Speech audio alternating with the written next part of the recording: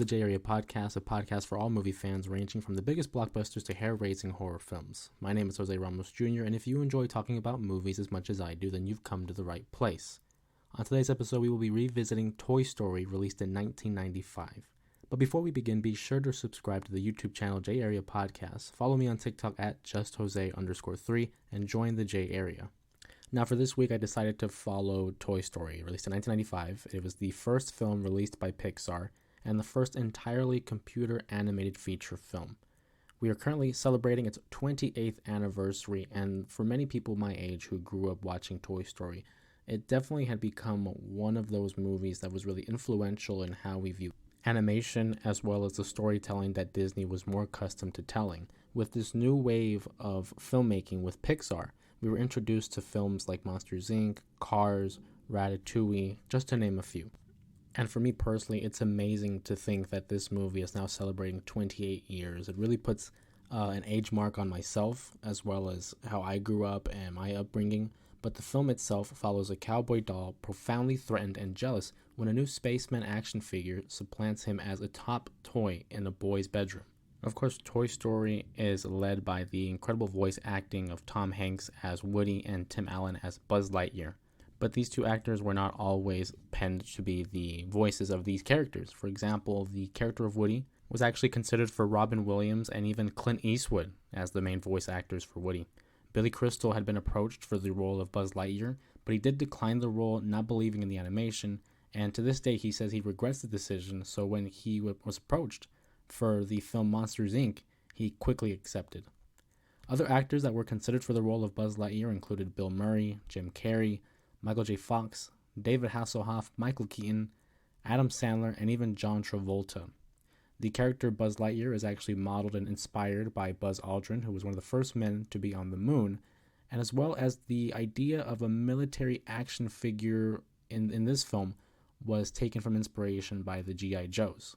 Tom Hanks and Tim Allen actually recorded their lines together in order to establish this sense of chemistry and provide realistic reactions to each of their dialogue and how their characters would interact with one another. But this movie is so much more than just a nostalgic trip for me. The movie itself means a lot. I mean, of course, there is the nostalgia, and it reminds me of a simpler time growing up and some of my favorite aspects of Disneyland and our trips going to Disneyland, the park. But also, I can remember being a young boy and having the toys, whether it was Buzz, Woody, Zurg, Slinky the dog, Rex, even Ham the piggy bank. I had all these toys growing up, and the movie Toy Story just really captures the innocence and the peace that came with just being a young child and not having to worry about many of the adult things that we worry about now, whether it's bills, job security, or relationships with those that are close to us. It was a simpler time to where we were just in our rooms playing with our imagination, and I feel like whenever I rewatch this movie, I'm instantly transported to that time when I was growing up. Of course, there's also the soundtrack with songs like You Got a Friend in Me, Strange Things, and I Can Fly. All iconic songs in their own right and are able to transport us to certain scenes within the movie itself. And all songs that are produced and composed by Randy Newman, who I think has one of the more unique voices that Disney has selected, along with the likes of like Phil Collins. I think for me personally, Phil Collins' songs in the film Tarzan and Randy Newman's here in the Toy Story franchises are two of among the best compositions in just Disney history. I think they are able to capture the tone and the overall emotion of their respective films, and as well as lent importance. Not only are they a good backdrop for music, but they also lent a good amount of significance to the story that they're telling. Another aspect about this film that many people enjoy to this day is the humor. I still find myself laughing at the jokes and the small little quirks of Woody and Buzz Lightyear to this day, again 28 years later. I feel like the film itself ages well, even though there are certain aspects of the animation style that may be a bit dated, but you have to realize that it was revolutionary at the time. In the 90s, having this computerized animation, it was something different, and it paved the way for how Disney and other animation films are told to this day. But once you get past the humor and the glitz and the glamour of the new animation style, the main point of this episode that I wanted to talk about Toy Story was the main talking points of the story and the characters that are within the story.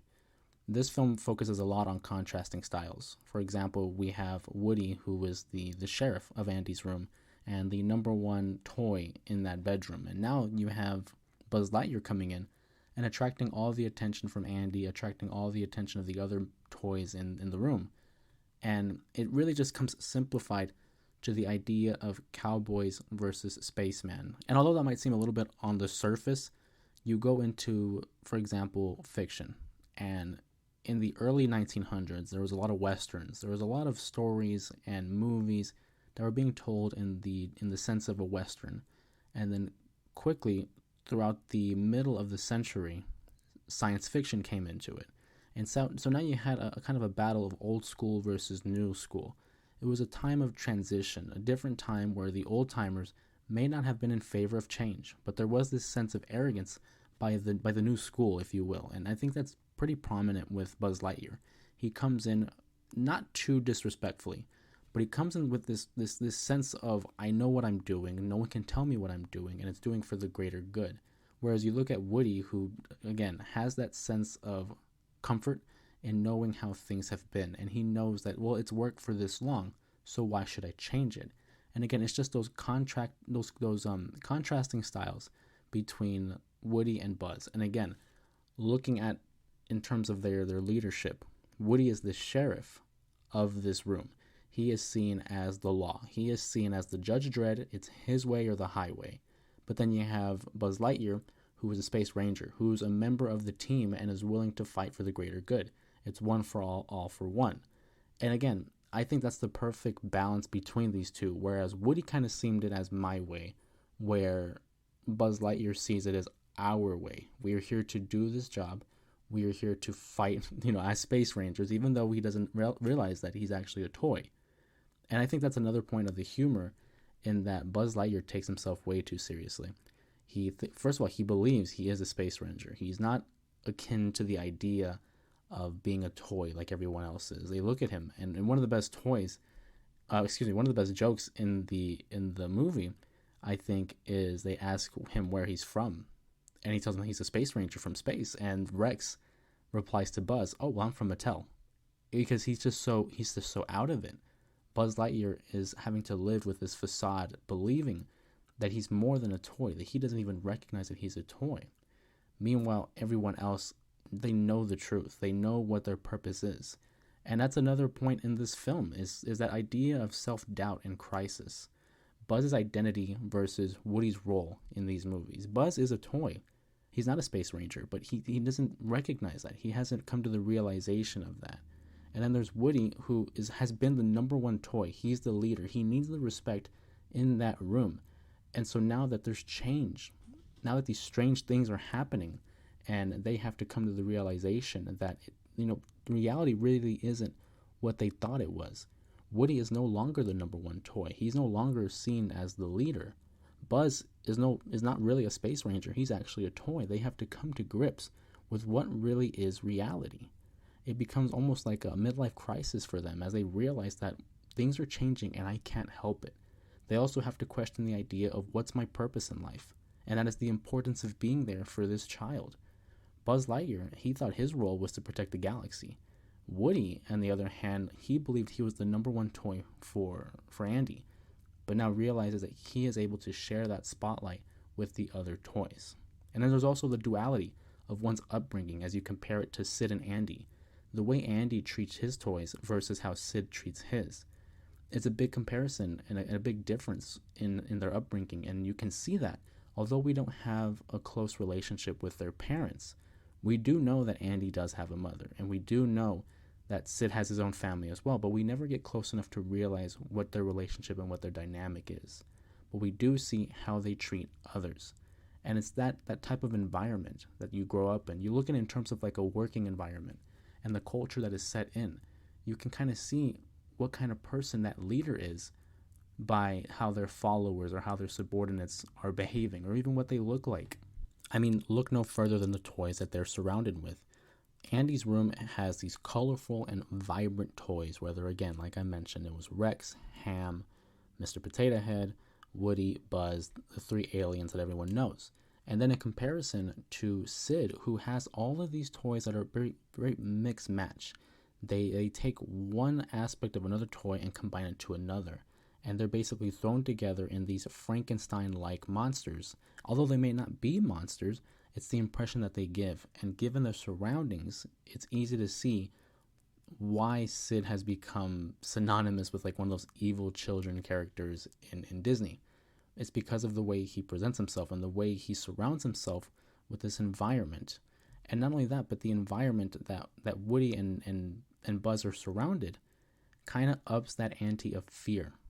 And that's a very common theme in this movie, whether it's fear, envy, but also growth. Because this movie very much tackles ideas that we focus with as adults. And it introduces them to a younger audience for them to, kind of ponder and think about if they were in that position.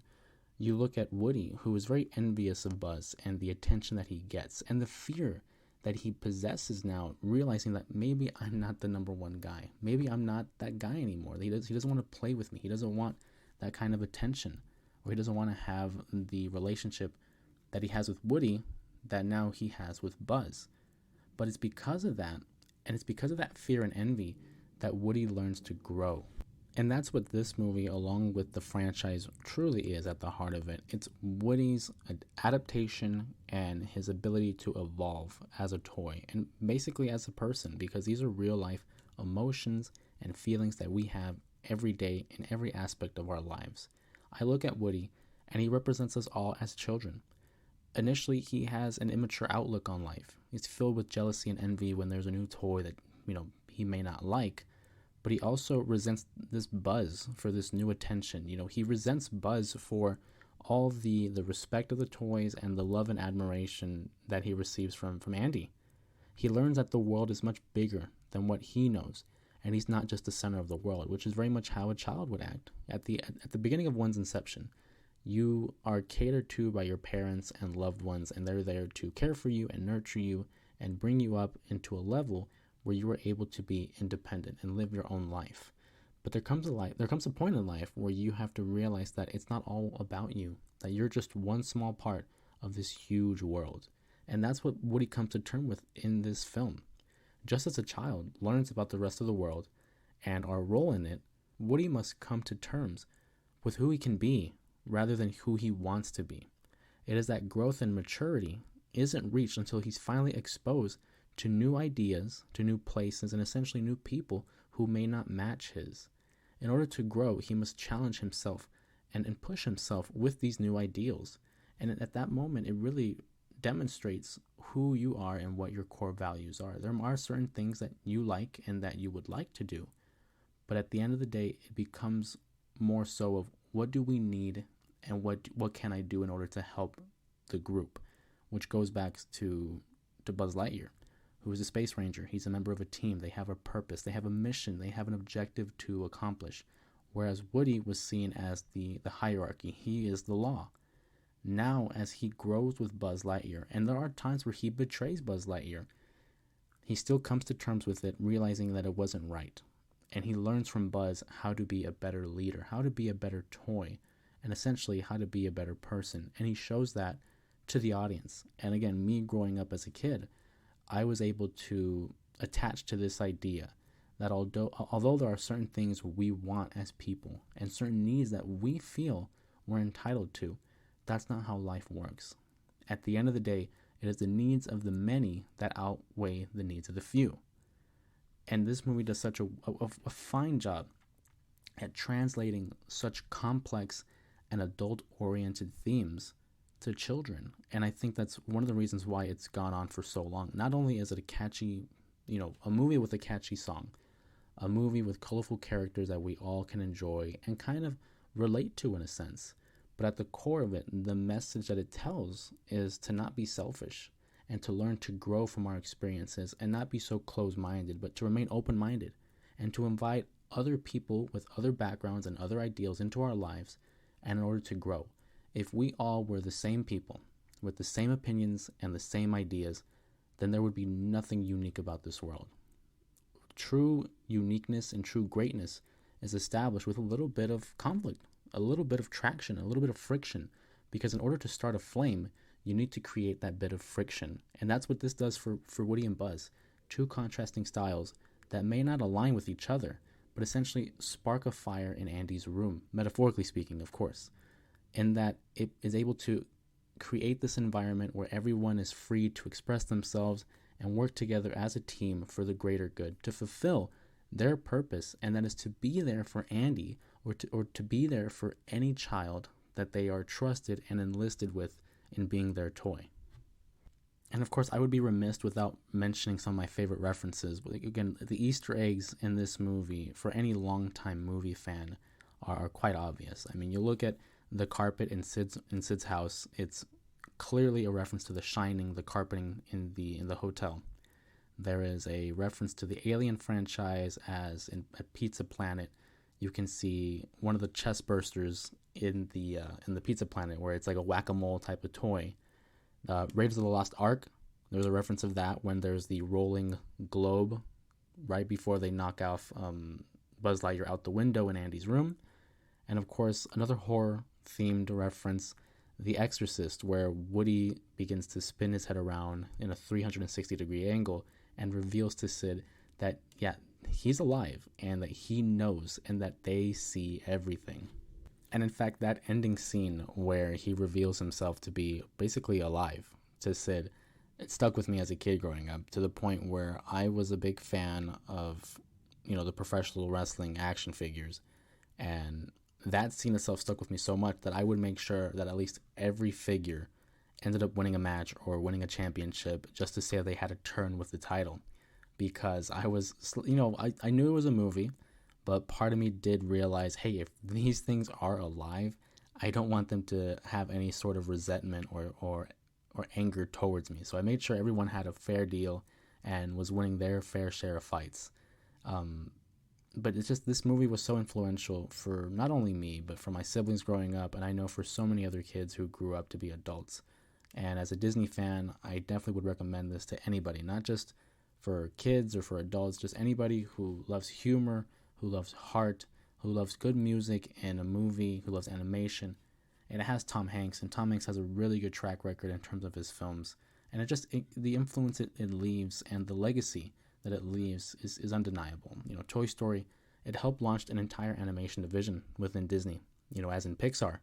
And it's now known for producing franchises like I mentioned, Monsters, Inc., Finding Nemo, The Incredibles, Cars, and of course Up, just to name a few. In addition to these films, its success would lead to 3 direct sequels, even a spin-off entitled Lightyear, and according to reports, Toy Story 5 is currently in development. Now, I know I may have mentioned this already, but Toy Story definitely has a special spot in my heart, as it reminds me of my childhood, and for that reason, it's on my top 10 favorite movies of all time. Not only is it a film for young viewers, but it is filled with plenty of laughs and content for adults, as it deals with relatable issues that we face in everyday life. If you guys enjoyed this episode of the J Area Podcast, please let me know what you guys think of Toy Story, or if you have any suggestions for future movies to revisit, be sure to comment which ones you'd be interested in. You can find me at JustJose_3 on TikTok and Instagram, and follow this podcast on YouTube and Spotify at J Area Podcast. But if you're not already subscribed, please do so in order to join in the conversation. And until next episode, my name is Jose Ramos Jr., and this has been the J Area Podcast.